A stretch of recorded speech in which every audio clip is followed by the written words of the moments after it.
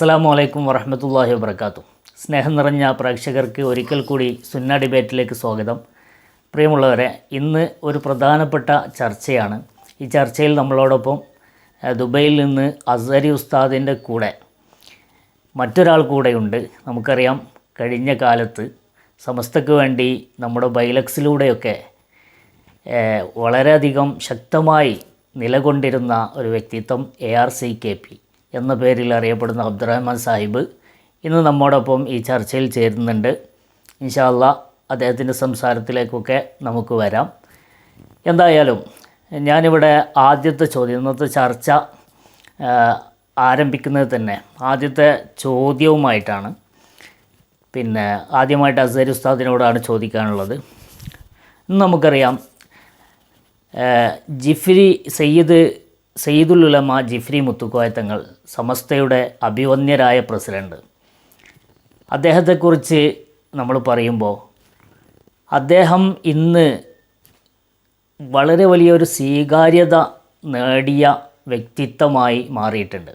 നമുക്കറിയാം, അത് മുസ്ലിങ്ങളുടെ ഇടയിൽ മാത്രമല്ല, സുന്നികളുടെ ഇടയിൽ മാത്രമല്ല, മുസ്ലിങ്ങളുടെ ഇടയിൽ മാത്രമല്ല, ഇതര വിഭാഗങ്ങൾക്കിടയിലൊക്കെ ഒരു സ്വീകാര്യനായ ഒരു പണ്ഡിതനായി മഹാനായ ജിഫ്രി തങ്ങൾ മാറുകയും അതിലൂടെ സമസ്ത സമീപകാലത്ത് പ്രശോഭിക്കുകയും ചെയ്തിട്ടുണ്ട്. ഈ ഒരു ഘട്ടത്തിൽ എന്താണ് ജിഫ്രി മുത്തുക്കോയ തങ്ങളെ ഇങ്ങനെ ഒരു ശ്രദ്ധേയനായ വ്യക്തിയാക്കി മാറ്റിയത്? അതിൻ്റെ പിന്നിലുള്ള ഘടകം എന്താണ്?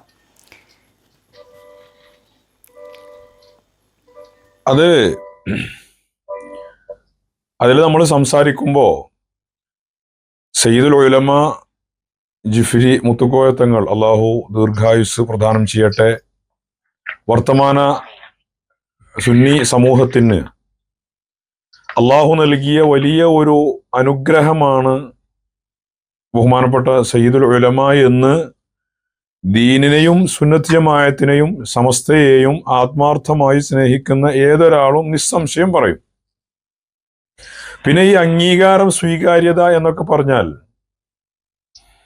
അത് അദ്ദേഹത്തിന്റെ സയ്യിദുൽ ഉലമയുടെ ആ ഒരു വ്യക്തി പ്രഭാവം എന്നതിലുപരി അവരുടെ ആ കുടുംബപരമായി തന്നെ അവരുടെ പൂർവകാല പിതാക്കന്മാര്, അതേപോലെ അവരുടെ ആ ഒരു പരമ്പര തന്നെ, അവരുടെ ചരിത്രപരമായി അവരുടെ പരമ്പരയെ കുറിച്ചൊക്കെ നമ്മൾ പഠിക്കുമ്പോൾ ആ കുടുംബപരമായി തന്നെ സർവാംഗീകൃതരായ ഒരു വിഭാഗമായിരുന്നു ഈ ജിഫ്രി കുടുംബം എന്ന് നമുക്ക് മനസ്സിലാക്കാൻ സാധിക്കും. ഞാനിത് പറയുമ്പോൾ വിമർശകർ തീരെ ഇല്ലാത്തവരാണ് എന്ന് അർത്ഥത്തിലല്ല. വിമർശകരുണ്ടാവും. അതിപ്പോ നബി സല്ലല്ലാഹു അലൈഹി വസല്ലമ തങ്ങൾക്ക് പോലും വിമർശകരുണ്ടായിരുന്നു, ശത്രുക്കളുണ്ടായിരുന്നു. അത് സ്വാഭാവികമാണ്. ഒരാളുടെ അംഗീകാരം, ആത്മീയമായ അംഗീകാരം എന്ന് പറയുന്നത് ഈമാനും സന്മനസ്സുമുള്ള ആളുകളുടെ ഇടയിൽ, അതിനി മുസ്ലിമാണെങ്കിൽ ഈമാനുള്ള മൂമിനീങ്ങൾ, സന്മനസ്സുള്ള മറ്റുള്ള സാധാരണക്കാരായ ഇതര മതസ്ഥരടക്കം അവര് ഒക്കെ ആദരവുണ്ടാവുക എന്നത് ഒരു ആത്മീയമായ ഒരു മുഖമായിട്ട്, ആത്മീയമായ ഒരു പ്രഭാവമായിട്ട് നമ്മൾ അതാണല്ലോ അടയാളപ്പെടുത്തുക. അല്ലാതെ ശത്രുക്കൾ തീരെ ഇല്ല, വിമർശകർ തീരെ ഇല്ല എന്ന അർത്ഥത്തിലല്ലല്ലോ. അപ്പൊ ആ നിലക്ക് അവരുടെ ആ കുടുംബ പരമ്പരക്ക് തന്നെയുള്ള ഒരു പ്രത്യേകതയാണത് എന്നാണ് ഞാൻ മനസ്സിലാക്കുന്നത്. അപ്പോൾ നിങ്ങൾ പറഞ്ഞു ജിഫ്രി കുടുംബത്തിലേക്കൊന്ന് ടച്ച് ചെയ്തിട്ടുണ്ട്. നമുക്ക് ആ ലഘുവായിട്ട് ആ ജിഫ്രി കുടുംബം കേരളത്തിലേക്ക് വന്ന ഒരു പശ്ചാത്തലം ഉണ്ടല്ലോ, ആ കേരളത്തിലേക്കുള്ള ആഗമനവും അതിൻ്റെ പശ്ചാത്തലവും ഒന്ന് ലഘുവായിട്ട് വിവരിക്കാൻ പറ്റുമോ? ശ്രോതാക്കൾക്ക് കൂടുതൽ മനസ്സിലാക്കാൻ സാധിക്കും. അത് നമ്മൾ ചരിത്രം പറയുമ്പോൾ കുറെ നീണ്ടുപോകും. പക്ഷെ നമുക്ക് വളരെ പരിമിതമായ സമയത്തിനുള്ളിൽ ഒതുക്കണല്ലോ. വളരെ പ്രധാനപ്പെട്ട ചില കാര്യങ്ങൾ നമുക്ക് പറയാം. ഇപ്പോ ഈ കേരളം എന്ന് പറയുന്നത് തന്നെ ഇന്ത്യയിലെ തന്നെ മറ്റു പല സംസ്ഥാനങ്ങളെ അപേക്ഷിച്ച് ഒരുപാട് അനുഗ്രഹങ്ങൾ ലഭിച്ച ഒരു നാടാണ് കേരളം. ആദ്യകാലത്ത് തന്നെ ഇസ്ലാം വരുന്നു, പിന്നീട് ഓരോ കാലഘട്ടത്തിലും മുജദ്ദിദുകളായ ആളുകൾ വരുന്നു. അങ്ങനെ വന്ന കൂട്ടത്തിൽ വന്നതാണ് നബി സല്ലല്ലാഹു അലൈഹി വസല്ലമ തങ്ങൾ പറഞ്ഞ ഈമാനും ഹിക്മത്തും യമാനിയാണ് എന്ന് പറഞ്ഞ ആ യമനിലെ തെരീമിൽ നിന്ന് ബഹുമാനപ്പെട്ട സയ്യിദ് ഷെയ്ഖ് ജിഫ്രി തങ്ങൾ ഹിജ്റ 1159 കേരളത്തിൽ കോഴിക്കോട് വരലോടുകൂടെയാണ് യഥാർത്ഥത്തിൽ ജിഫിരി കുടുംബം കേരളത്തിലെത്തുന്നത്. അന്ന് സാമൂതിരി രാജാവിന്റെ നിർദ്ദേശപ്രകാരം കുറ്റിച്ചിറയിൽ അദ്ദേഹം തന്നെ നൽകിയ വീട്ടിൽ താമസമാക്കുകയും കോഴിക്കോട് ഒരു വൈജ്ഞാനിക ആത്മീയ കേന്ദ്രമായി മാറുകയും ചെയ്തു. ടിപ്പു സുൽത്താൻ അതേപോലെ ഹൈദരലിയൊക്കെ ബഹുമാനപ്പെട്ട ഷെയ്ഖ് ജിഫിരിയെ സന്ദർശിച്ചതായി ചരിത്ര രേഖകളിൽ കാണാൻ സാധിക്കും. അദ്ദേഹം ഒരു ആത്മീയ നേതാവ് എന്നതുപോലെ തന്നെ അഹ്ലുസുന്നത്തി വൽ ജമാഅത്തിന് വേണ്ടി കണിശമായി നിലകൊണ്ടിരുന്ന ആളായിരുന്നു. അദ്ദേഹത്തിന്റെ ആ കാലഘട്ടത്തിലുള്ള 2 ഗ്രന്ഥങ്ങൾ വളരെ പ്രസിദ്ധമാണ്. ഈ കള്ളത്തൊരീക്കത്തുകാർക്കെതിരെ അദ്ദേഹത്തിന്റെ അൽ ഇർഷാദുൽ ജിഫ്രിയ എന്ന് പറഞ്ഞൊരു ഗ്രന്ഥം, അതേപോലെ തന്നെ ആ കാലഘട്ടത്തിൽ വഹാബിസത്തിന്റെ ആ ആരംഭ ഘട്ടമാണല്ലോ, നമുക്കറിയാലോ. ആ സമയത്ത് അദ്ദേഹം അൽ ഇർഷാദുൽ ജിഫ്രിയ ഫി റദ്ദി അലാ വലാലത്തിൽ വഹാബിയ എന്ന പേരിൽ വഹാബികൾക്കെതിരിൽ അദ്ദേഹം ഒരു ഗ്രന്ഥം എഴുതിയൊക്കെ പ്രസിദ്ധമാണ്. അങ്ങനെ വലിയ സേവനം ചെയ്ത വ്യക്തിയാണ്. അതേപോലെ തന്നെ അദ്ദേഹത്തിന്റെ ഒരു വലിയ കറാമത്തായി ഇന്നും പുതിയ തലമുറ മറന്നുപോയ ഒരു സംഭവമാണ് നമ്മുടെ കോഴിക്കോടിന്റെ ഹൃദയഭാഗത്ത് നിലകൊള്ളുന്ന മാനാഞ്ചിറക്കുളം. അതൊക്കെ കേരളത്തിന്റെ ഒരു മതസൗഹാർദ്ദത്തിന്റെ ഒരു തനിമ അല്ലെങ്കിൽ അതിന്റെ ഒരു ഓർമ്മ നിലനിർത്തുന്ന സംഗതിയാണ്. സാമൂതിരി രാജാവ് സ്ഥലം കൊടുക്കുന്നു. ഷെയ്ഖ് ജിഫിരി തങ്ങള് വെള്ളമുള്ള സ്ഥലം നിർണയിച്ചു കൊടുക്കുന്നു. ടിപ്പു സുൽത്താൻ പണമിറക്കുന്നു. അങ്ങനെ കുഴിച്ച ഒരു കുളമാണ് മാനാഞ്ചിറക്കുളം. ഇന്നും അതിൽ വെള്ളം വറ്റാറില്ലല്ലോ. ആ കാലത്ത് അത് വലിയൊരു ആശ്രയമായിരുന്നു, വെള്ളത്തിന്റെ ഒരു സ്രോതസ്സായിരുന്നു അത്. അപ്പൊ അങ്ങനെ ഒരുപാട് അദ്ദേഹത്തിന്റെ ചരിത്രം വളരെ പ്രസിദ്ധമാണ്. അദ്ദേഹത്തിന്റെ സഹോദരൻ ബഹുമാനപ്പെട്ട ഷെയ്ഖ് ജിഫിരി തങ്ങൾക്ക് ശേഷം ഒരു 9 വർഷം, തങ്ങൾക്ക് ശേഷം എന്ന് പറഞ്ഞാൽ തങ്ങൾ വന്ന 9 വർഷത്തിന് ശേഷം, അദ്ദേഹം ജീവിച്ചിരിക്കുന്ന കാലത്ത് തന്നെ അദ്ദേഹത്തിന്റെ ഇളയ സഹോദരൻ ഷെയ്ഖ് ഹസൻ ജിഫിരി എന്നവര് കോഴിക്കോട് വരികയും അദ്ദേഹം പിന്നീട് ഈ തിരുരങ്ങാടി ഖാളിയുടെ ക്ഷണം സ്വീകരിക്കുന്ന, തിരുരങ്ങാടിയിൽ ഖാളിയായിരുന്ന ഒരു മഖ്ദൂമി, അല്ലാമ ജമാലുദ്ദീൻ മഖ്ദൂമി എന്ന് പറയുന്ന മഹാൻ അദ്ദേഹത്തെ തിരുരങ്ങാടിയിലേക്ക് ക്ഷണിക്കുകയും അങ്ങനെ അദ്ദേഹം തിരുരങ്ങാടിയിൽ വന്ന് താമസമാക്കുകയും അവിടെ ഈ മമ്പുറത്ത് താമസമാക്കുകയും ചെയ്തു. അദ്ദേഹത്തിന്റെ സഹോദരി പുത്രനാണ് ബഹുമാനപ്പെട്ട ഖുത്ബുസ്സമാൻ സയ്യിദ് അലവി തങ്ങൾ, മമ്പുറം തങ്ങൾ. പിന്നെ മമ്പുറം തങ്ങളും ഇതേപോലെ കേരളത്തിൽ കോഴിക്കോട് വരികയും ഷെയ്ഖ് ജിഫ്രി തങ്ങളുടെ കൂടെ അല്പം താമസിച്ച് അദ്ദേഹത്തിന്റെ കൂടെ തന്നെ മമ്പുറത്തേക്ക് ഇളയ അമ്മാവന്റെ അടുക്കലേക്ക്, ഉമ്മാന്റെ സഹോദരി, ഈ അമ്മാവൻ എന്ന് പറയുമ്പോൾ പല നാട്ടിലും പല നിലക്കാ പറയാം, അപ്പൊ അതുകൊണ്ടാണ് ഞാൻ അങ്ങനെ പറഞ്ഞത്. അപ്പോ മമ്പുറത്ത് വന്ന് താമസമാക്കുകയും ചെയ്തു. പിന്നെ ഷെയ്ഖ് ഹസൻ ജിഫിരി തങ്ങളുടെ തന്നെ പുത്രി ഫാത്തിമയെ വിവാഹം ചെയ്തു. ഇങ്ങനെ നീണ്ടൊരു ചരിത്രമാണത്. ഞാൻ ഇത്രയും പറയാൻ കാരണം, ഈ ജിഫിരി കുടുംബത്തെ സംബന്ധിച്ച് സംസാരിക്കുമ്പോൾ എങ്ങനെയാണ് മമ്പുറം തങ്ങളതിൽ കടന്നു വരിക, ഞാൻ ഊന്നി പറയാനൊരു കാരണമുണ്ട്. ഇപ്പൊ ഈ അടുത്ത് സോഷ്യൽ മീഡിയയിൽ മമ്പുറം തങ്ങളെ കുറിച്ച് ജിഫിരി നിങ്ങൾ സോഷ്യൽ മീഡിയയിൽ ഒരു പോസ്റ്റ് ശ്രദ്ധയപ്പെട്ടിരുന്നു. അതിൽ മമ്പുറം തങ്ങളുടെ കുടുംബ വഴിയിൽ എന്ന് എഴുതിയത് കണ്ടു. അത് പിന്നെ അതിന് പലരും എതിർത്തുകൊണ്ട് കമൻ്റ് ഇട്ടതായി കണ്ടിരുന്നു. അപ്പോൾ എങ്ങനെയാണ് മമ്പുറം തങ്ങളുടെ കുടുംബ വഴിയിൽ എന്ന് പറയുക? അത് മമ്പുറം തങ്ങളുടെ സന്താന പരമ്പരയിൽ എന്ന് സാധുക്കൾ തെറ്റിദ്ധരിച്ചതാവാം, അല്ലെങ്കിൽ പിന്നെ മനഃപൂർവ്വം അങ്ങനെ ഒരു തെറ്റിദ്ധരിപ്പിക്കാനുള്ള ശ്രമം നടത്തിയതാവാം. അതില് വേറൊരു രസമുണ്ട്. അത് എല്ലാരും ഒന്നും അങ്ങനെ എഴുതിയിട്ടൊന്നുമില്ല, കമന്റ് അല്ല. ചില ആളുകൾ അത് ഇതിനൊരു മറുപടി എഴുതും പോലെ സോഷ്യൽ മീഡിയയിൽ എഴുതി തന്നെ ചെയ്തിരുന്നു. എനിക്ക് ആ കൂട്ടത്തില് ഞാനത് ശ്രദ്ധിച്ചപ്പോഴാന്ന് വെച്ചാൽ, ചില ആളുകൾ ഈ പേഴ്സണലി മെസ്സഞ്ചറിലും മറ്റുമൊക്കെ വന്നിട്ട് കമന്റ് ബോക്സ് ഓപ്പൺ ആക്കടാ എന്നൊക്കെ പറഞ്ഞിട്ട് ഭയങ്കര ഭീഷണിയൊക്കെ. അപ്പൊ എന്താ ഇത്ര ഇവരെ ചൊടിപ്പിച്ചതെന്ന് വെച്ച് ഞാൻ നോക്കുമ്പോ, ഈ ചരിത്രം പറയുമ്പോൾ വക്രീകരിച്ച് പറയാ, കളവ് പറയാന്നൊക്കെയാണ് അവർ പറയുന്നത്. അപ്പൊ ഞാൻ എന്താ പറഞ്ഞേ, ഈ ചരിത്രത്തില് മമ്പുറം തങ്ങളുടെ കുടുംബ വഴിയിലാണ് സയ്യിദുൽ ഉലമ എന്നുള്ള പ്രയോഗമാണ് സത്യത്തിൽ അവരെ അസ്വസ്ഥരാക്കിയത്. എന്താണ് ഇപ്പൊ എന്നെ ഭീഷണിപ്പെടുന്നത്? ഇത്തരം വങ്കത്തരങ്ങൾ ഈ കമന്റിൽ വന്നിട്ട് എഴുതി വിടുന്നത് കൊണ്ടാണ് ഞാൻ സാധാരണ അതൊക്കെ ഫ്രണ്ട് ഓൺലി ആക്കി വെച്ചത്. കാരണം നമ്മളുടെ ഒരു വിഷയം സംസാരിക്കുമ്പോൾ അതിന് ആ മെറിറ്റ് നഷ്ടപ്പെടും ഈ തോന്നിവാസങ്ങൾ എഴുതി വിടുമ്പോൾ. അപ്പോ ഞാനിത് ഈ ആളുകളെ പ്രൊഫൈൽ പരിശോധിച്ച് നോക്കി, എന്താണ് ഇവർ അസ്വസ്ഥരാക്കണമെന്ന് അറിയാൻ വേണ്ടിയിട്ട്.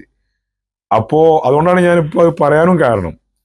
അപ്പൊ എന്താ സംഭവം എന്ന് വെച്ചാൽ ഇവരുടെ പ്രൊഫൈൽ ഇങ്ങനെ നോക്കുമ്പോൾ ചെക്ക് ചെയ്യുമ്പോൾ ഇവർക്ക് സയ്യിദുൽ ഉലമ മമ്പുറം തങ്ങളുടെ കുടുംബ വഴിയിലാണെന്ന് പറഞ്ഞതാണ് അവരെ ചൊടിപ്പിച്ചത്. അത് സയ്യിദുൽ ഉലമ ഒക്കെ ഒരു മഹത്വം ഉണ്ടാക്കി കൊടുക്കും, അത് ഇവർക്ക് ഇഷ്ടപ്പെടുന്നില്ല. എന്താണ് ഇവരെ കേട് എന്ന് എനിക്ക് മനസ്സിലായിട്ടില്ല. അപ്പോൾ അവരുടെ നിരന്തരം പോസ്റ്റുകളൊക്കെ സയ്യിദുൽ ഉലമക്കെതിരെയുള്ള പല പ്രയോഗങ്ങളൊക്കെ ഞാൻ കണ്ടു. അപ്പൊ എനിക്ക് അവരുടെ രോഗം മനസ്സിലായി. അപ്പോ അത് പറയാനുള്ള കാരണം അതാണ്. മമ്പുറം തങ്ങള് ബഹുമാനപ്പെട്ട ഷെയ്ഖ് ഹസൻ ജിഫ്രി തങ്ങളുടെ സഹോദരിയുടെ മകനാണ്. ഹസൻ ജിഫ്രിക്ക് ശേഷം മമ്പുറത്ത് കേന്ദ്രീകരിച്ചുകൊണ്ട് മമ്പുറം തങ്ങൾ തന്നെയാണ് പിന്നെ ദഅവാ പ്രവർത്തനങ്ങളും ആത്മീയ നേതാവും ഒക്കെ ആയിട്ട് മലബാറിലെ മുസ്ലിമീങ്ങൾക്ക് ഉണ്ടായിരുന്നത്. മമ്പുറം തങ്ങളുടെ കാലത്ത് മമ്പുറം തങ്ങളുടെ ക്ഷണപ്രകാരമാണ് പിന്നെ ബഹുമാനപ്പെട്ട ഷെയ്ഖ് ഹുസൈൻ ജിഫ്രി, അതായത് സയ്യിദുൽ ഉലമ ഷെയ്ഖ് ഹുസൈൻ ജിഫ്രിയുടെ പരമ്പരയിലാണ് വരുന്നത്. ഷെയ്ഖ് ഹുസൈൻ ജിഫ്രി, അദ്ദേഹത്തിന്റെ മകൻ ഷെയ്ഖ് അഹമ്മദ് ജിഫ്രി, അദ്ദേഹത്തിന്റെ മകൻ ഷെയ്ഖ് മുഹമ്മദ് മുത്തുക്കോയ തങ്ങള്, അതേപോലെ ഷെയ്ഖ് ഹുസൈൻ ജിഫ്രി പൂക്കുഞ്ഞിക്കോയ തങ്ങള്, അദ്ദേഹത്തിന്റെ മകനാണ് ബഹുമാനപ്പെട്ട സയ്യിദുൽ ഉലമ ജിഫ്രി മുത്തുക്കോയ തങ്ങള്. അപ്പോ മമ്പുറം തങ്ങളുടെ സഹോദരിയുടെ പുത്രന്റെ വഴിയിലാണ് ഇത് വരുന്നത്. മമ്പുറം തങ്ങളുടെ ക്ഷണപ്രകാരമാണ് ഷെയ്ഖ് ഹുസൈൻ ജിഫ്രി, അതായത് സയ്യിദുൽ ഉലമയുടെ പിതാമഹന്മാരിൽ വരുന്ന ഷെയ്ഖ് ഹുസൈൻ ജിഫ്രി യമനിൽ നിന്ന് പരപ്പനങ്ങാടിയിൽ വന്ന് ഇറങ്ങുന്നതും മമ്പുറം തങ്ങളുടെ അടുത്ത് താമസിക്കുകയും മമ്പുറം തങ്ങളുടെ നിർദ്ദേശപ്രകാരമാണ് അദ്ദേഹം കൊടിഞ്ഞിയിൽ താമസമാക്കിയതും. ആ വഴിയിലാണ് അദ്ദേഹത്തിന്റെ ആറാമത്തെ അല്ലെങ്കിൽ 5-ാമത്തെയോ 6-ാമത്തെയോ പൗത്രനായിട്ടാണ്, അതായത് മകന്റെ മകനായിട്ട് വരുന്ന പരമ്പരയിലാണ് സയ്യിദുൽ ഉലമ ജിഫ്രി മുത്തുക്കോയ തങ്ങൾ വരുന്നത്. അപ്പൊ പിന്നെ അവിടെ ഒരു സംശയമുണ്ട്, ബഹുമാനപ്പെട്ട മമ്പുറം തങ്ങൾ ബാലവി അല്ലേ, ഇവര് ജിഫ്രി അല്ലേ? ഈ മമ്പുറം തങ്ങള് എന്ന് പറഞ്ഞത് ബഹുമാനപ്പെട്ട ഷെയ്ഖ് ജിഫ്രി തങ്ങളുടെ സഹോദരിയുടെ മകനാണ്. മമ്പുറം തങ്ങളുടെ സഹോദരിയുടെ മകനാണ് ഷെയ്ഖ് ഹുസൈൻ ജിഫ്രി, മനസ്സിലായില്ലേ? കൊടിഞ്ഞിയിലുള്ള സയ്യിദുൽ ഉലമന്റെ ഒക്കെ വലിയ ഉപ്പായിട്ട് വരുന്നത്.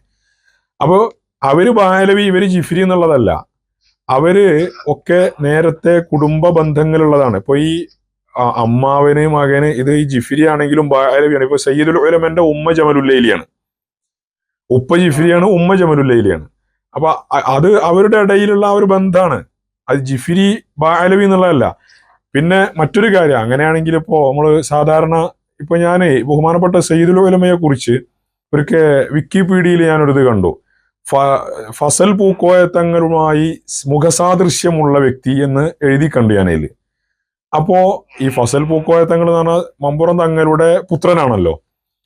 അപ്പോ മമ്പുറം തങ്ങളുടെ പുത്രനായ ഫസൽ പൂക്കോയ തങ്ങളും സയ്യിദുൽ ഉലമയും ഏകദേശം മുഖസാദൃശ്യമുണ്ട് എന്ന് പറഞ്ഞതായിട്ട് ഞാൻ അങ്ങനെ എഴുതി കണ്ടു. അതൊരു ശരിയാണ്, അങ്ങനെ സംഭവിക്കാറ്. അപ്പൊ നബി സല്ലല്ലാഹു അലൈഹി വസല്ലമ തങ്ങളുടെ മകളുടെ പുത്രന്മാരാണ് ഹുസൈൻ റളിയല്ലാഹുനും ഹസൻ റളിയല്ലാഹുനും. മകളുടെ മക്കളാണ്. ഹസൻ റളിയല്ലാഹു അൻഹു നബി സല്ലല്ലാഹു അലൈഹി വസല്ലമ തങ്ങളുമായി മുഖസാദൃശ്യമുള്ളവരും ഹുസൈൻ റളിയല്ലാഹു അൻഹു നബി സല്ലല്ലാഹു അലൈഹി വസല്ലമ തങ്ങളുമായി ബോഡി സാദൃശ്യമുള്ളവരുമാണ് എന്ന് ചരിത്രത്തിൽ അവരുടെ ശമായിലുകളിൽ നമുക്ക് കാണാൻ സാധിക്കും.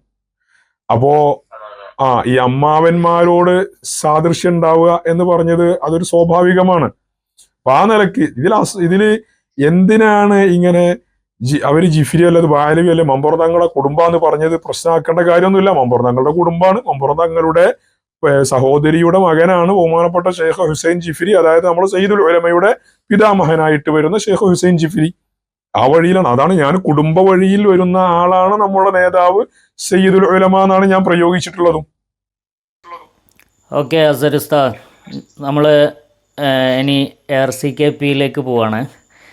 പിന്നെ നമുക്ക് ചോദിക്കാനുള്ള ചോദ്യം, നമുക്കറിയാം സയ്യിദുൽ ഉലമയുടെ മഹത്വം, അവിടുത്തെ കുടുംബ പരമ്പര, ഇതൊക്കെ പറഞ്ഞപ്പോൾ സയ്യിദുൽ ഉലമക്ക് കൈവന്നിട്ടുള്ള ഈ നേട്ടങ്ങളും ഈ ഉന്നതിയും അതുപോലെ തന്നെ ഈ സ്വീകാര്യതയുമൊക്കെ ഒരു സുപ്രഭാതത്തിൽ അങ്ങ് വന്നു ചേർന്നതല്ല, അല്ലെങ്കിൽ ഒരു ഷാളിട്ട് ഇറങ്ങിയപ്പോൾ അദ്ദേഹത്തെ പിടികൂടിയതല്ല.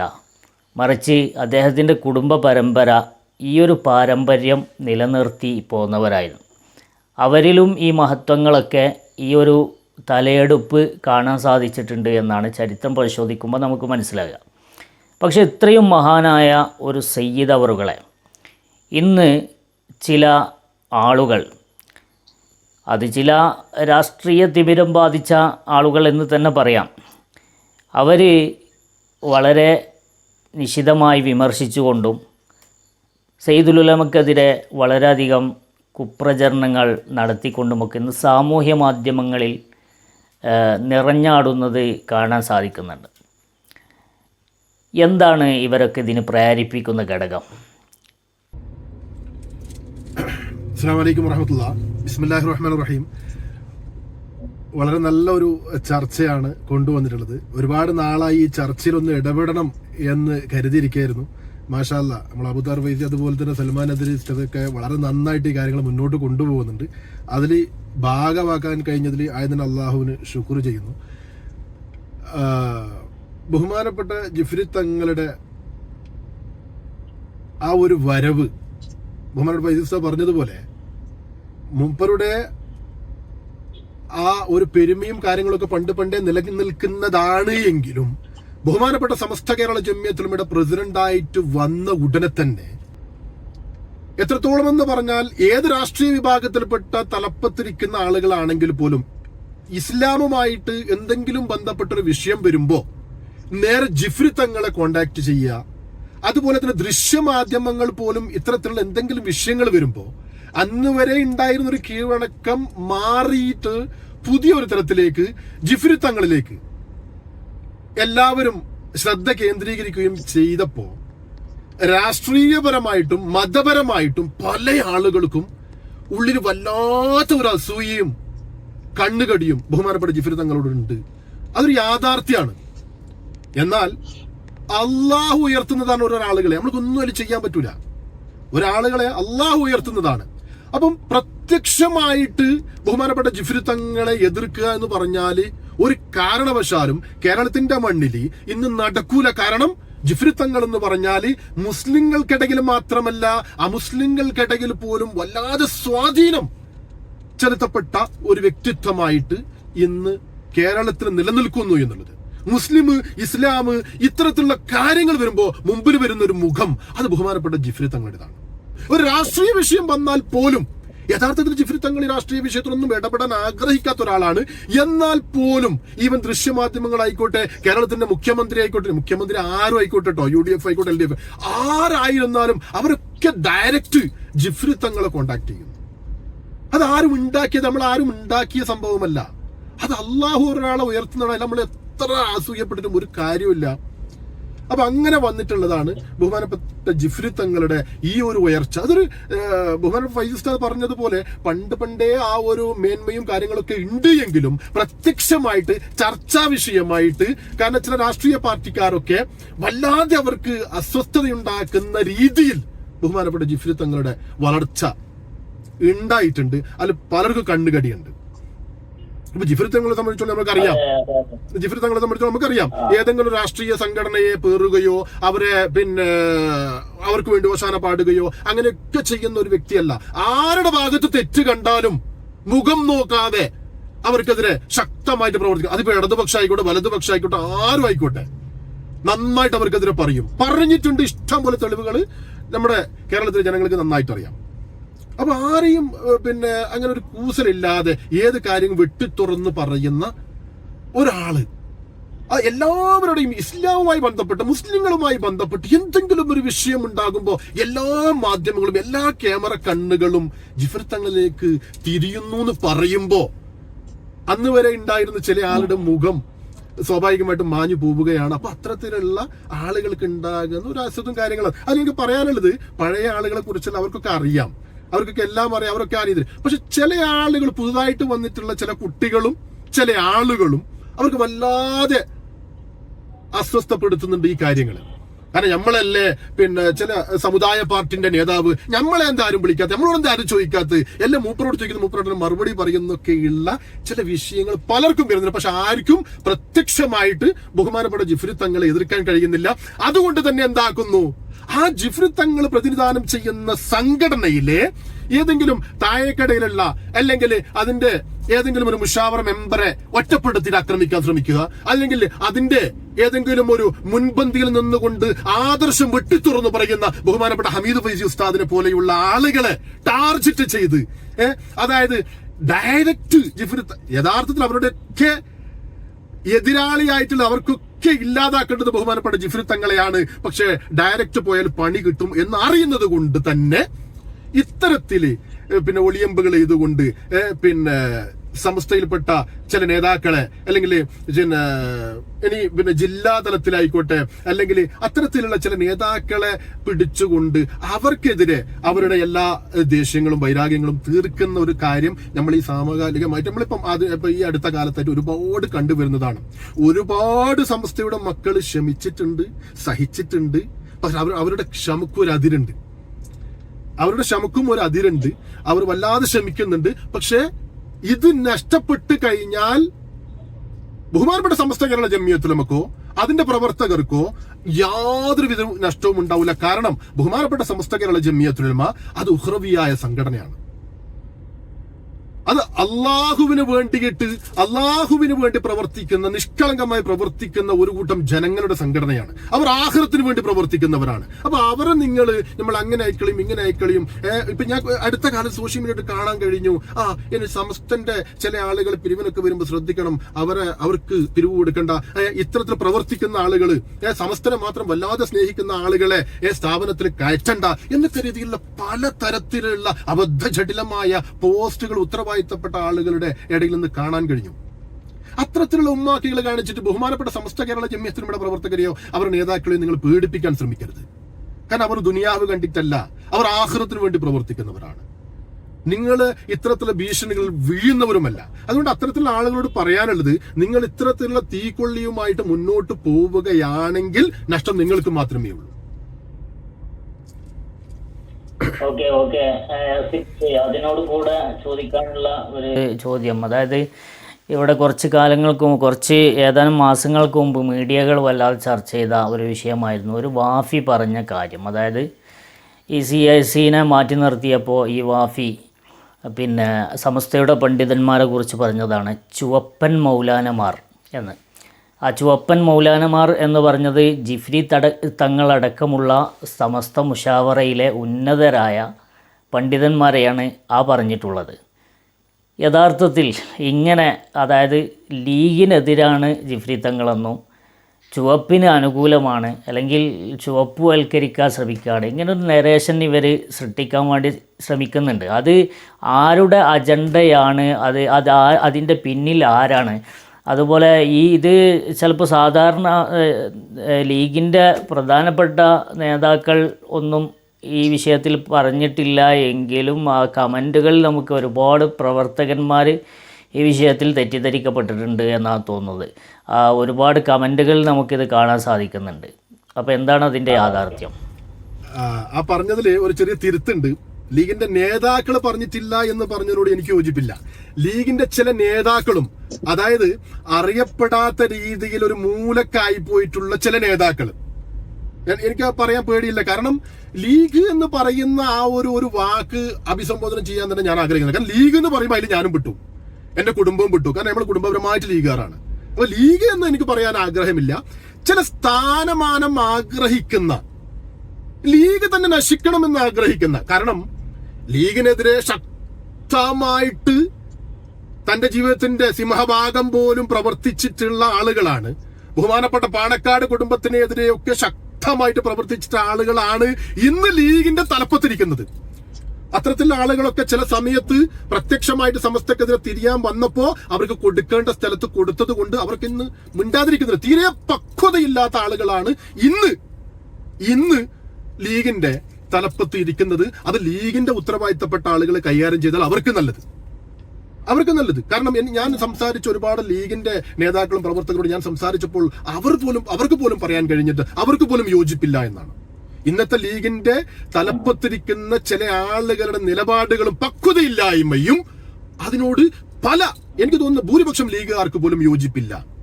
അപ്പോ ഈ ഞാൻ പറഞ്ഞല്ലോ, ഇതിപ്പം നിങ്ങൾ സൂചിപ്പിച്ചതുപോലെ ജിഫ്രി തങ്ങളെ അടക്കം, പക്ഷെ പ്രത്യക്ഷമായിട്ട് ജിഫ്രി തങ്ങൾ എന്നൊരു വാക്ക് അവർ ഇന്നുവരെ ഉപയോഗിച്ചിട്ടില്ല. പണ്ട് കാലത്ത് പിന്നെ ഫേസ്ബുക്കിലൊക്കെ ചില ഊമക്കത്തുകൾ പോലെ വ്യക്തമായ അഡ്രസ്സും പേരൊന്നും ഇല്ലാത്ത രീതിയിൽ ജിഫ്രി തങ്ങൾക്കെതിരെ ചില കമന്റുകളും പോസ്റ്റുകളൊക്കെ കണ്ടു എങ്കിലും പ്രത്യക്ഷമായിട്ട് ജിഫ്രി തങ്ങൾക്കെതിരെ ഞാൻ നേരത്തെ സൂചിപ്പിച്ചതുപോലെ തന്നെ പറയാറില്ല. പക്ഷെ അവരൊക്കെ ടാർഗറ്റ് ജിഫ്രി തങ്ങൾ തന്നെയാണ്.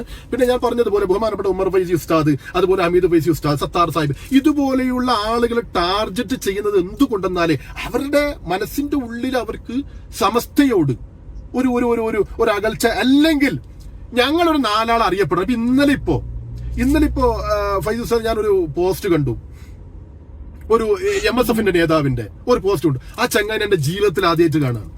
ഞാൻ പറയാലോ, ഞാൻ എന്റെ ജീവിതത്തിൽ ആദ്യമായിട്ട് കാണാം. അപ്പൊ ഇത്തരത്തിലുള്ള ചില ആളുകൾ സ്വയം അറിയപ്പെടാൻ വേണ്ടിയിട്ട്, അങ്ങനെ ഉണ്ടല്ലോ, കുത്തുസിദ്ധിയിൽ കൂടി അറിയപ്പെടാൻ വേണ്ടിയിട്ട് അവർ ബഹുമാനപ്പെട്ട സമസ്ത കേരള ജമിയത്തുൽ ഉലമയുടെ നേതാക്കളെ, മുഷാവർ അംഗങ്ങൾ, ചിലരൊക്കെ പറയാണ്, അത് പിന്നെ മൂപ്പർ അങ്ങനെ പറഞ്ഞിട്ടുണ്ട്, അതുകൊണ്ട് മൂപ്പർ മുഷാവറയിൽ നിന്ന് മാറ്റണം. ഇതെന്താ, നിങ്ങൾ ലീഗിന്റെ പഞ്ചായത്ത് മെമ്പറാ, അല്ല പഞ്ചായത്ത് പ്രസിഡന്റ്, നിങ്ങൾ പറയുമ്പോൾ മാറ്റാൻ വേണ്ടിയിട്ട്?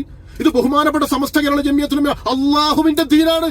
ആ സമസ്ത കേരള ജമിയത്തുൽ ഉലമയുടെ മുഷാവറ അംഗങ്ങളെ മാറ്റണോ മാറ്റണ്ടേ എന്ന് തീരുമാനിക്കേണ്ടത് നിങ്ങൾ രാഷ്ട്രീയക്കാരല്ല, ഇത് നിങ്ങളുടെ രാഷ്ട്രീയ പാർട്ടിന്റെ പരിപാടിയല്ല. ഇത് അള്ളാഹുവിന്റെ ദീനാണ്. നിങ്ങൾ കളിക്കുമ്പോൾ ശ്രദ്ധിച്ച് കളിക്കണം, സൂക്ഷിച്ച് കളിക്കണം. ആക്കിപത്ത് ചീത്തയായി പോവും.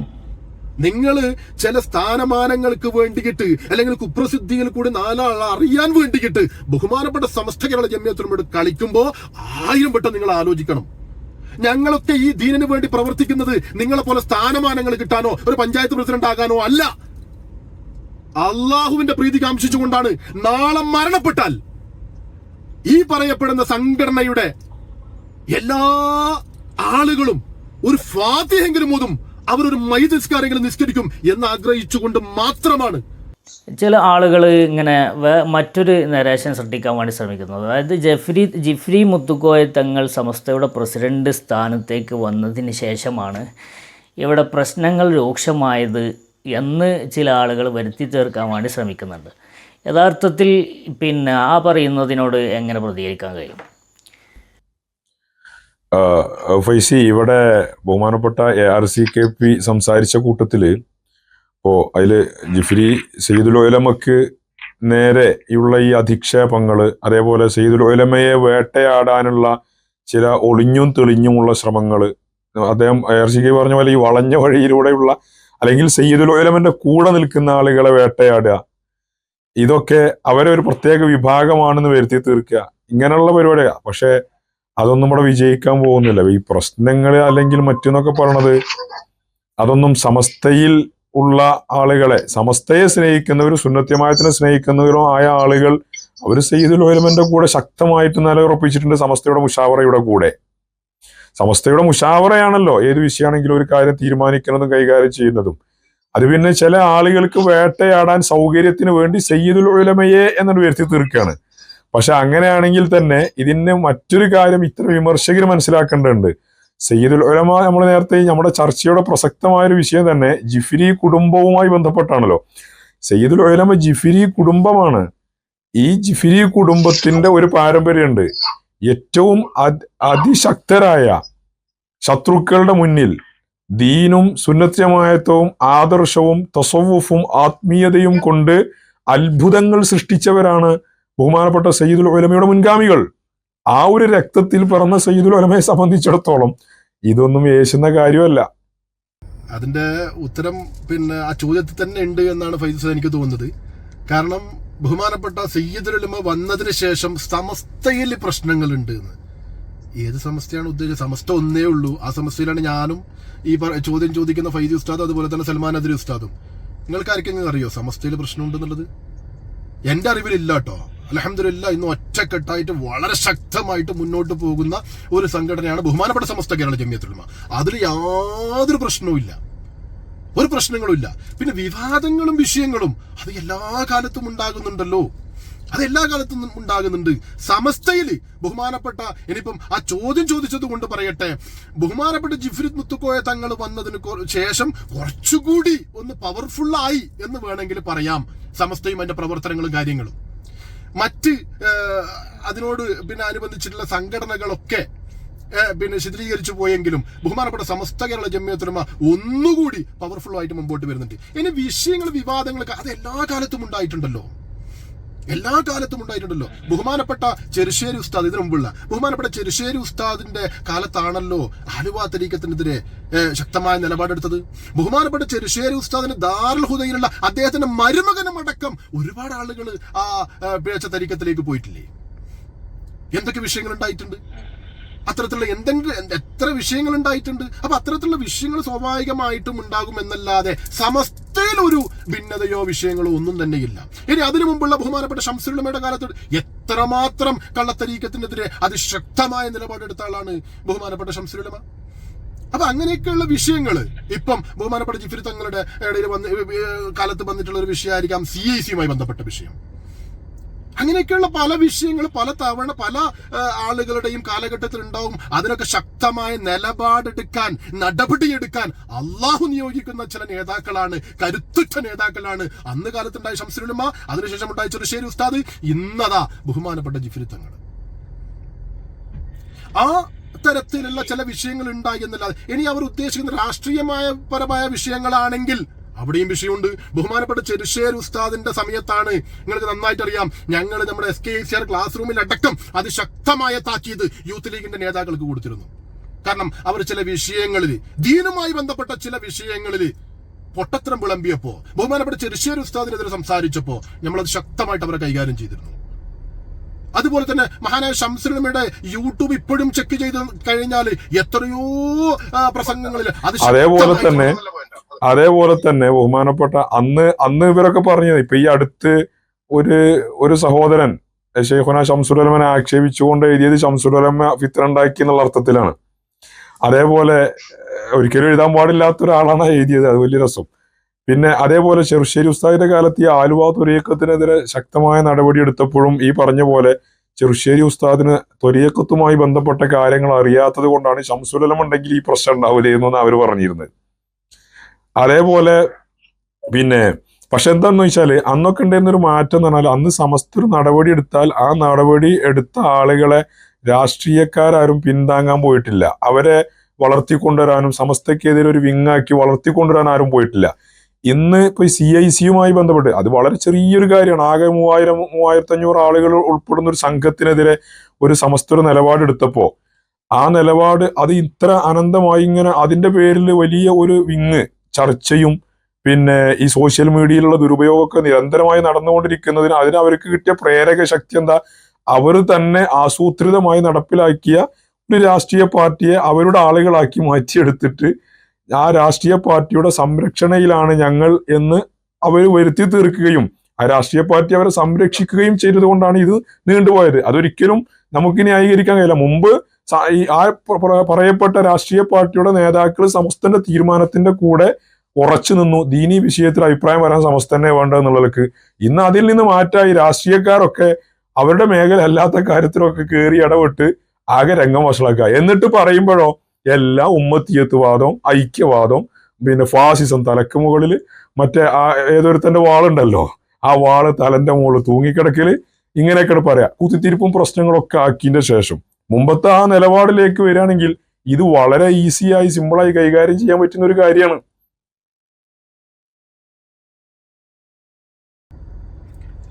സൽമാൻ ഉസ്താദ് പറഞ്ഞത് അതുമായി ബന്ധപ്പെട്ടിട്ട് തന്നെ കോട്ടയിട്ട് സൽമാൻ ഉസ്താദ് പറഞ്ഞു, ഈ സമസ്ത നടപടിയെടുത്ത അല്ലെങ്കിൽ നിലപാടെടുത്ത CIC-യെ ചില രാഷ്ട്രീയ സംഘടനകൾ അവരെ പിന്താങ്ങുന്നു, അവർ സംരക്ഷിക്കുമെന്ന് പറയുന്നു. ഏത് രാഷ്ട്രീയ സംഘടന ആയിക്കോട്ടെ, സമസ്ത ഒരു നിലപാടെടുത്തിട്ടുണ്ടെങ്കിൽ, അള്ളാഹുവിന്റെ ദീൻ അവർക്കെതിരെ നിലപാടെടുത്തിട്ടുണ്ടെങ്കിൽ ഒരു രാഷ്ട്രീയ സംഘടനക്കും ആ വിഭാഗത്തെ സംരക്ഷിക്കാൻ കഴിയില്ല. എഴുതി വെച്ചോ. സുപ്രഭാതം നമ്മുടെ ഇപ്പോ ഇന്ന് സമസ്തയുടെ വലിയൊരു ഇസ്സത്താണ് സുപ്രഭാതം. ഇപ്പൊ സുപ്രഭാതം ഗൾഫ് എഡിഷൻ ഇറങ്ങാൻ പോവാണ്, UAE എഡിഷൻ ഇറങ്ങാൻ പോവാന്ന് കണ്ടപ്പോ സോഷ്യൽ മീഡിയയിൽ സുപ്രഭാതത്തിനെതിരെ വലിയ ഒരു പട തന്നെ, അതായത് സമസ്തക്കാരല്ല സമസ്തന്റെ പുറത്തുള്ളവർ. എന്നിട്ട് അതല്ല, അതിന് വലിയ രസം എന്താന്ന് വെച്ചാൽ ഈ സുപ്രഭാതത്തിനെതിരെ വീഡിയോകളും മറ്റുമൊക്കെ ചെയ്യുന്ന ആൾക്കാർ ഞങ്ങളാണ് സമസ്തക്കാർ എന്ന് പറയുന്ന ആളുകളാണ്. സുപ്രഭാതവുമായി ബന്ധപ്പെട്ടിട്ടുള്ള വിഷയം സോഷ്യൽ മീഡിയയിൽ ഇപ്പൊ കാണാൻ കഴിയുന്നുള്ളത്, ഞങ്ങളാണ് സമസ്തക്കാർ എന്ന് പറഞ്ഞിട്ട് ചില ആളുകള് ബഹുമാനപ്പെട്ട സമസ്ത കേരള ജംഇയ്യത്തുൽ മാധ്യമമായ സുപ്രഭാതത്തിനെതിരെ നീങ്ങുകയാണ്. ഇവരൊക്കെ പറയുന്നത് ഞങ്ങളൊക്കെ 110 സമസ്ത എന്ന് പറഞ്ഞിട്ടാണ് സുപ്രഭാതത്തിനെതിരെ വിമർശിക്കുന്നത്. അതുപോലെ തന്നെ ഞാൻ കഴിഞ്ഞ ദിവസങ്ങൾ കാണാൻ കഴിഞ്ഞു വാട്സപ്പിലും മറ്റൊക്കെ സോഷ്യൽ മീഡിയകളിൽ ഖാദി ഫൗണ്ടേഷന്റെ തലപ്പത്തിരിക്കുന്ന അല്ലെങ്കിൽ അതിന്റെ അടിമ എന്നൊക്കെ പറഞ്ഞിട്ടുള്ള ചില ആളുകളും സുപ്രഭാതത്തിനെതിരെ ശക്തമായ വിമർശനവുമായിട്ട് മുന്നോട്ട് പോകുന്നത്. ഈ ഖാദി ഫൗണ്ടേഷൻ തന്നെ എന്താണ്, ഇതിനെ ആരാണ് ഉണ്ടാക്കിയത്, ഇതിന്റെ ആളുകളൊക്കെ യഥാർത്ഥ സമസ്തക്കാരാണോ എന്ന് സംശയിക്കുന്ന രീതിയിലേക്കാണ് കാര്യങ്ങൾ പോകുന്നത്. കാരണം സുപ്രഭാതം അത് സമസ്തയുടെ മുഖമാണ്, അത് സമസ്തയുടെ പത്രമാണ്. അതിനെ വിമർശിച്ചിട്ട് അത് ഞാൻ നേരത്തെ സൂചിപ്പിച്ചതുപോലെ സമസ്ത നമ്മളൊക്കെ സമസ്തക്കാരാണ്, പക്ഷെ അമിത് ഫൈസ് ഉസ്താദ് നമ്മൾ അംഗീകരിക്കൂല, ഇന്ന ഉസ്താദ് നമ്മൾ അംഗീകരിക്കൂല, ഇന്നാളെ നമ്മൾ അംഗീകരിക്കൂല, ഞങ്ങളാണ് സമസ്ത എന്ന് പറയുന്നത് പോലെ തന്നെയാണ് സുപ്രഭാതത്തെ ഞങ്ങൾ വലിയ സമസ്തക്കാരാണ് എന്ന് പറഞ്ഞുകൊണ്ട് മുമ്പ് എപ്പോഴോ സമസ്തന്റെ ഏതോ ഒരു ഷെഡിൽ കയറി നിന്നതിന്റെ ആ അഹങ്കാരം കൊണ്ട് ഞങ്ങളാണ് സമസ്തക്കാരെന്ന് പറഞ്ഞുകൊണ്ട് സുപ്രഭാതത്തിനെതിരെ വിമർശിക്കുന്ന അവർ ആരായിരുന്നാലും ശരി അവർ സമസ്തക്കാരെന്ന് പറയാനുള്ള ഒരു അവകാശമില്ല. കാരണം സുപ്രഭാതം എന്ന് പറഞ്ഞാൽ ഇന്ന് എല്ലാവർക്കും അറിയാം അത്രമാത്രം അസൂയാവഹമായ രീതിയിൽ വളർന്നുകൊണ്ടിരിക്കുന്ന, കേരളത്തിൽ ഓൾറെഡി വൻ തരംഗമായി കൊണ്ടിരുന്ന, അല്ല ഇപ്പൊ ഗൾഫിന് പോലും വൻ തരംഗമാകാൻ പോകുന്ന ഒരു പത്രമാണ് സുപ്രഭാതം. അപ്പൊ അതിനോടുള്ള ഒരു കണ്ണുകടി എന്നുള്ളത്, അതുപോലെ തന്നെ ചില വ്യക്തി താല്പര്യമുള്ള ചില രാഷ്ട്രീയക്കാർക്ക് വേണ്ടിയിട്ട് ഓശാന പാടുന്ന ചില ആളുകൾ ദയവ് ചെയ്ത് നിങ്ങളത് സംസാരിക്കുമ്പോൾ, നിങ്ങൾ പോസ്റ്റ് ചെയ്യുമ്പോൾ ഞങ്ങൾ വലിയ സമസ്തക്കാരാണ് അല്ലെങ്കിൽ നമ്മൾ ഇന്നതിനെ പ്രതിനിധാനം ചെയ്യുന്ന ആളാണെന്ന് പറയരുത്. രാഷ്ട്രീയ പാർട്ടിക്ക് വേണ്ടിട്ട് പറഞ്ഞോളൂ, ഞങ്ങൾ നിങ്ങളെ ശക്തമായിട്ട് ആ വിഷയത്തിൽ നിങ്ങൾക്ക് മറുപടി പറയും, നിങ്ങളെ കൈകാര്യം ചെയ്യും. അല്ല, സുപ്രഭാതത്തിനെതിരെ ആ ആരോപണം ഉന്നയിച്ചുകൊണ്ട് വീഡിയോ ഇറക്കിയ വ്യക്തി, അതിന് നേതൃത്വം കൊടുത്ത വ്യക്തി, അദ്ദേഹം ഖാദി ഫൗണ്ടേഷന്റെ കോർഡിനേറ്റർമാരിലും അഡ്മിന്മാരിലും പെട്ട ആളാണ് എന്നത് അതൊരു വിഷയമുണ്ട്. പക്ഷെ അദ്ദേഹം സമസ്തക്കാരനാണോ അല്ലേ എന്നുള്ളത് നമ്മൾ ആലോചിക്കേണ്ട. അദ്ദേഹം CICന്റെ ആളാണ്, CICക്ക് വേണ്ടി ശക്തമായി വാദിച്ചിരുന്ന ആളാണ് അദ്ദേഹം. പിന്നെ ഖാദി ഫൗണ്ടേഷന്റെ നേതൃത്വത്തിൽ അദ്ദേഹം എങ്ങനെ വന്നു എന്ന് നമുക്കറിയില്ല. അത് തന്നെയാണ് ഞാൻ ബഹുമാനപ്പെട്ട സൽമാൻ ഉസ്താദ് പറഞ്ഞത്. അത്തരത്തിലുള്ള ഫൗണ്ടേഷന്റെ മുഴുവൻ ആളുകളെയും പരിശോധിക്കേണ്ടി വരുന്നു. സുപ്രഭാതത്തെ വിമർശിച്ചുകൊണ്ട് ഞാനും സമസ്തക്കാരനാണ് അല്ലെങ്കിൽ ഞാൻ ഖാദി ഫൗണ്ടേഷന്റെ ഇന്നാളെന്ന് പറയുമ്പോ എന്താണ് ആ ഫൗണ്ടേഷൻ? ആ ഫൗണ്ടേഷനിൽ ആരൊക്കെയാ ഉള്ളത് മുഴുവനായിട്ട് പരിശോധിക്കേണ്ടി വരും. ഇത് അവിടെ മാത്രം നിലനിൽക്കുന്നതല്ല ബഹുമാനപ്പെട്ട സൽമാൻ ഉസ്താദ്, മറ്റു പല സ്ഥലങ്ങളിൽ നമ്മളിത് കണ്ടുവരുന്നുണ്ട്. ഞാൻ സമസ്തക്കാരനാണ്. ഇപ്പം കഴിഞ്ഞ ദിവസം സുപ്രഭാതവുമായി ബന്ധപ്പെട്ട് സംസാരിക്കുമ്പോൾ തന്നെ കഴിഞ്ഞ ദിവസം സുപ്രഭാതം പത്രം കത്തിച്ചു കുടുങ്ങിയ ഒരു മനുഷ്യൻ അവസാനം പറഞ്ഞെന്താണ്, ഞാൻ സമസ്തക്കാരനാണെന്നാണ്. അതെങ്ങനെയാ പറയാൻ കഴിയാ? അതെങ്ങനെയാണ് അങ്ങനെ ഒരു കാരണം ആകെ അത് പിന്നെ യഥാർത്ഥത്തിൽ കത്തിച്ചു കുടുങ്ങി പണി കിട്ടുമെന്ന് മനസ്സിലായി. ശക്തമായ പ്രതിഷേധം എല്ലാ ഭാഗത്തുനിന്നും വന്നപ്പോ ഞാനും അത് സമസ്തക്കാരൻ തന്നെയാണ്, അത് ചില ഇതിന്റെ പേരിൽ അങ്ങനെ പറയാൻ നിൽക്കണ്ട. സമസ്തക്കാരനാണോ നിങ്ങൾക്ക് സുപ്രഭാതം കത്തിക്കാൻ കഴിയൂല. അതോടൊപ്പം തന്നെ ബഹുമാനപ്പെട്ട സൽമാൻ ഉസ്താദ് ഈ ഖാദി ഫൗണ്ടേഷൻ എന്നൊക്കെ പറഞ്ഞുകൊണ്ട് ബഹുമാനപ്പെട്ട സമസ്ത കേരള ജംഇയ്യത്തുൽ വിമർശിക്കുക, അതുപോലെ സുപ്രഭാതത്തെ വിമർശിക്കുക എന്നതൊക്കെ കാണുമ്പോ ഈ ഫൗണ്ടേഷൻ തന്നെ ഉണ്ടായത് സമസ്തയെ വിമർശിക്കാനാണോ എന്ന് പോലും ഞങ്ങൾ സംശയിച്ചു പോകുന്നു. ഏതായാലും അവസാനമായിട്ട് എനിക്ക് ഈ ചർച്ചയിൽ നമ്മളെ സമസ്തയെയും സുന്നത്ത് ജമാഅത്തിനെയും ദീനിനെയും സ്നേഹിക്കുന്ന സുന്നികളായ ആളുകളോട്, സുന്നത്ത് ജമാഅത്ത് കൽബിലും തലയിലും ഇല്ലാത്ത ആളുകളോട് പിന്നെ അവരെ കാര്യത്തിൽ നമ്മൾ അത്ര വ്യാകുലപ്പെടേണ്ട കാര്യമൊന്നുമില്ല. സമസ്തക്കാരുമായ ആളുകള് ഇതിൽ നമ്മൾ ആകെ തുക നമ്മൾ മനസ്സിലാക്കേണ്ടത് സമസ്തയിൽ അല്ല പ്രശ്നം, സമസ്തക്കാരിലും അല്ല പ്രശ്നം. സമസ്തക്കാരിൽ ഒരു പ്രശ്നമില്ല. സമസ്തക്കാർ മുഴുവനും ജിഫ്രി തങ്ങളുടെ, സയ്യിദുൽ ഉലമ ജിഫ്രി തങ്ങളുടെയും നമ്മുടെ മുശാവറ മെമ്പർമാരുടെയും പിന്നിൽ അടിയുറച്ച് സുന്നത്യമായത്തും പറഞ്ഞുകൊണ്ട് സുന്നത്യമായത്തിൽ തന്നെ തുടർന്ന് നിൽക്കുന്നുണ്ട്. പ്രശ്നം ഉണ്ടാക്കാൻ വേണ്ടി ചില ആളുകൾ ഞങ്ങൾ സമസ്തക്കാരാന്ന് പറയുന്നുണ്ട്. അതേപോലെ പുറത്തുള്ള ചില ആളുകളുമാണ് യഥാർത്ഥത്തിൽ പ്രശ്നത്തിന്റെ ഒരു അവസ്ഥ അന്തരീക്ഷം സൃഷ്ടിക്കുന്നത് എന്ന് നമ്മൾ മനസ്സിലാക്കണം. ഏതായാലും അല്ലാഹു തആല സുന്നത്ത് ജമാഅത്തിനെ ശക്തിപ്പെടുത്തട്ടെ എന്നാണ് നമുക്ക് പറയാനുള്ളത്. ഓക്കെ, ഇൻഷാ അല്ലാഹ്. അപ്പോൾ പിന്നെ അസർ ഉസ്താദ് നിങ്ങളുടെ വിലപ്പെട്ട സമയം നൽകിയത് നന്ദി. അതുപോലെ തന്നെ ARCKP അദ്ദേഹം ബിസിനസ്സിൻ്റെ ഇടയിലും ആ ജോലിയുടെ തിരക്കുകൾക്കിടയിലും സമസ്തക്ക് വേണ്ടി അല്പസമയം കണ്ടെത്താൻ അദ്ദേഹം വളരെയധികം ഉത്സുകതയും ആവേശവും കാണിച്ചു. അൽഹംദുലില്ലാഹ്, അള്ളാഹു കബൂൽ ചെയ്യുമാറാവട്ടെ. എല്ലാവർക്കും നന്ദി രേഖപ്പെടുത്തുന്നു. അസ്സലാമു അലൈക്കും വറഹ്മത്തുള്ളാഹി.